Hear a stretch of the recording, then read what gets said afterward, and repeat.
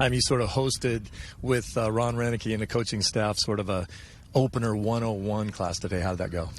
I thought it was a good conversation. I wouldn't have characterized it as a class necessarily. I really think it was more just part of the constant conversation we're going to have about how we can, help our pitchers succeed so we can win as much as we can.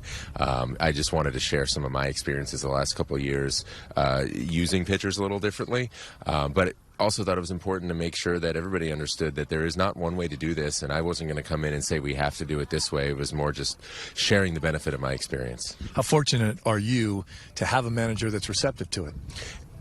Very fortunate. Ron's been great. The whole staff has been great. And I think, again, the objective is winning as much as we can. So everybody's pulling in the same direction in there. And, I don't have all the answers, and I think it's important for everybody to realize that nobody has all the answers. We're going to figure that out together. Anyone that thinks they've figured this game out gets humbled very quickly, don't they? Very much so.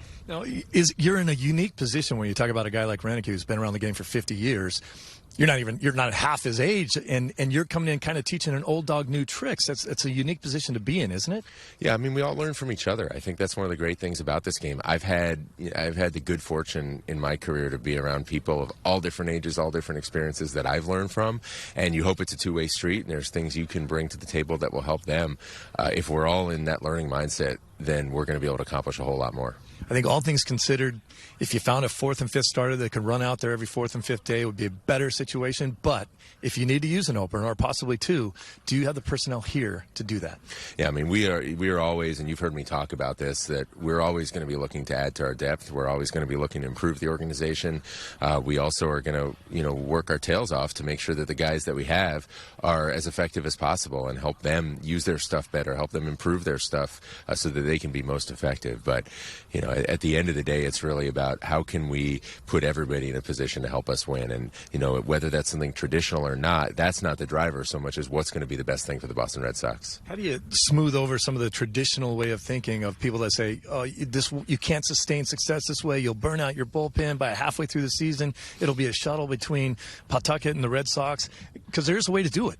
Yeah, and that's something that you have to keep in mind. I do think it's important to recognize, and this is some of the stuff that we've been talking about with the staff, that nothing about the way that the Rays did things the last couple of years was designed to put extra pressure on pitchers or put them in harm's way. That was really, really important to us that we not do that. And we know sometimes even with the traditional setup, sometimes a lot of moves are required. Sometimes you get on that shuttle more than you'd like.